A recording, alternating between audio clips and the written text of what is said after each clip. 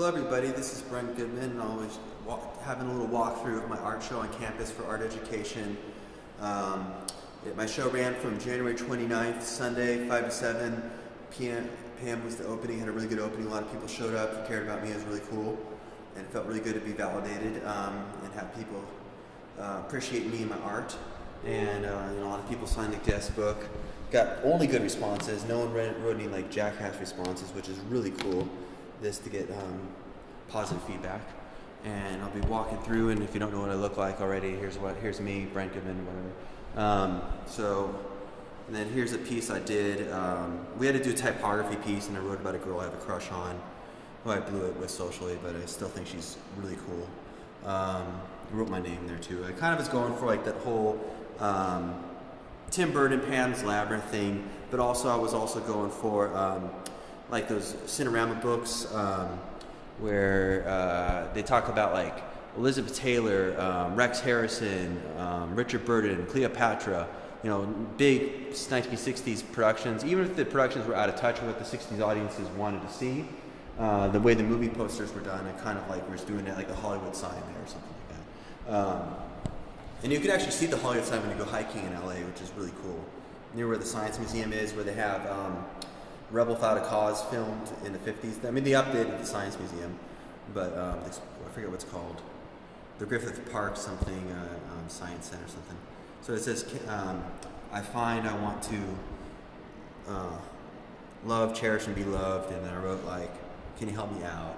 And then I got like castles here. And I got the person's name in it too. It's probably not too mature of me to write that, but whatever. And people like the color. It was brighter color before when I did the underglazes. I had bright yellows, blues, and reds. And you can still see a touch of everything, but people seem to respond to it. And it bubbled up because the clay has a lot of iron in it. And when you take it all the way to cone 5, the iron kind of bubbles up like boils. And people respond to this. This one's actually got a rich history. At Comic-Con when I showed it this last year, I think I might have showed it twice at Comic-Con, I can't remember. I showed it definitely 2011, possibly 2010, not 2009, but possibly 2010. Anyways, it's about bullying and bullies, and I got bullied really bad most of my life, especially in junior high and high school, and a little bit in college. Well, actually a lot in college too, but that was just by 1 or 2 people. In junior high, I was all over the place from lots of people. I never had this happen to me per se, but I was trying to express that that interaction. And it kind of looks like George Tukerish. Remember, he's the one who was the surrealist with the realism technique in 1930s America. Anyways, this piece at Comic-Con was shown at the art show upstairs in 2011, and supposedly one of the guys working in the booth, a middle-aged man, said that a little boy told his father, "This is what happens to me on the playground, Dad. This is what I told you happens to what the other kids do to me during recess or something." And so my art made a connection with people, and some people didn't like the glaze here, and other people, everybody likes this part where I had a little porcelain slip to it. And one person wanted to buy this off me, but I don't want to sell it. So that my friend social friend who I go to school with here, she wants this piece, so I'll make her another one, bullies. And then I got more bullies over here. And this one is based on some guy who gave me a really hard time, I guess, who had a lot of mental illness. I was told by a therapist that anybody who bullies someone in college and won't leave them alone and feels they have to do that to someone every day is a bully. We never had this hands-on interaction, but he still got a kick out of intimidating me. Even if I went head-to-head with him, which I did a few times, called him out and got in his face, he would just walk away, and then the next day he'd ride in my face again. So he really he just wanted to try to intimidate me. It was I guess a form of terrorism or something, who knows. So this piece is like based on the Iron Curtain artwork you see, where they're influenced by the people that would be influenced by Western culture, who are from the East satellite countries in the 1950s, 60s, and 70s during the time of the Soviet Union. Let's see what else we can talk about here. And then these same artists, like the famous Polish movie poster artist, influenced American artists like the Brothers Quayer, myself, years later, or during the same time the art came out. So it's kind of weird that people influenced by Western culture can influence you as a Western culture person. Same thing happens in Bollywood all the time. They're influenced by Bugsy Berkeley, by Michael Jackson, and then all of a sudden we're influenced by Bollywood when they're influenced by us first. So it's kind of weird. And this lady's a life drawing model. She's been in the game since I was 16. I drew her actually at Cal Arts at CISA, California State Summer School for the Arts, back in 1996 in the animation life drawing class when I was 16. And I'm twice that age now, as I was in 1996. And she's still a life drawing model, and she's doesn't need to retire at all. She looks like she's in her 30s, and she's really cool and really nice and really responsible. And she helped coordinate this life drawing event night where people dressed like the cartoon show Metacopolis characters, like the cocaine clown, groupie chicks and all that. And the life drawing people were nice, and these are not the best drawings I had. I had 6 drawings that were better than this. One I gave to my friend Ryan, and all the rest I gave the picture of like the best one of this guy I gave to him, or the best one of the pretty girl that dressed as a clown I gave to her. So, or this guy was really nice to me, the amateur rock star, I gave him one. So each person got their own drawing.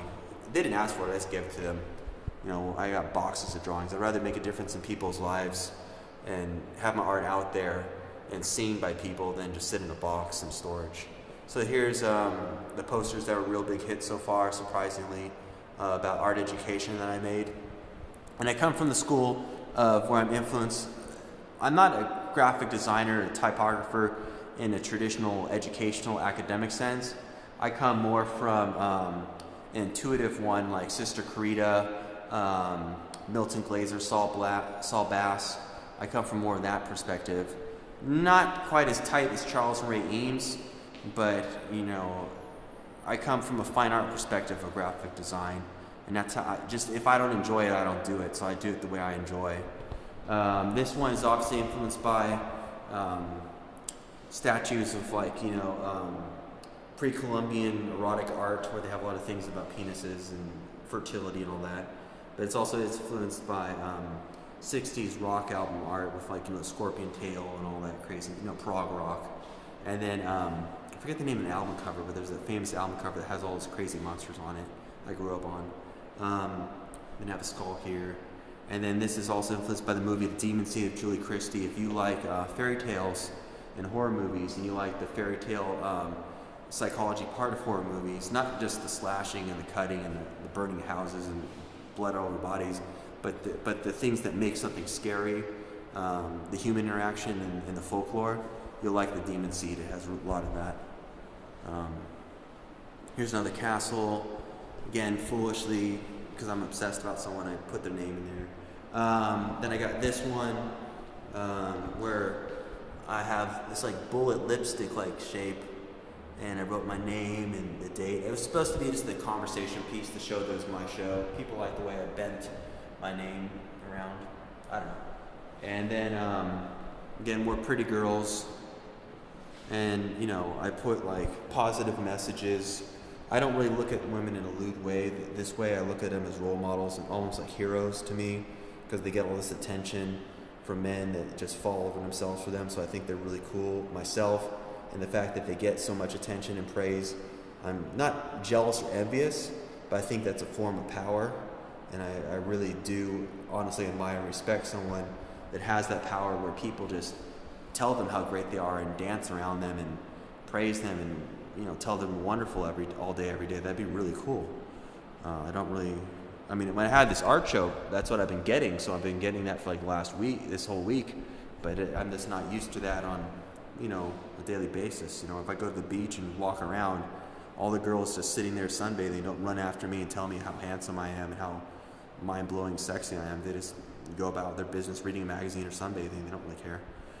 So here's obvious symbolism. Obvious Pink Floyd The Wall reference. My heart hurts. And this got a little ruined in the kiln. Obviously Starship Troopers reference. I'm not going to pretend I don't have the Starship Troopers reference. But you can see this piece in its entirety on one of my earlier taped ones. These Toby mugs have been a real big hit. People like them a lot. People want to do trades with me on campus now for my posters. that I did, or they want to do trades for these Toby mugs or for the castles. I think I showed this, unless I started with the other in the room. And I think I showed this castle so far. This one I already promised to someone. These ones I still have around. I promised more stuff to people than I can deliver at this point. So I've been promising people artwork by the end of summer, but I still have to make art for Comic-Con so I can try to show there. And I might not even price my art at Comic-Con possibly, because I didn't like the reaction of my relatives and friends asking me if something sold. I took it as, if my stuff doesn't sell, then it's no good.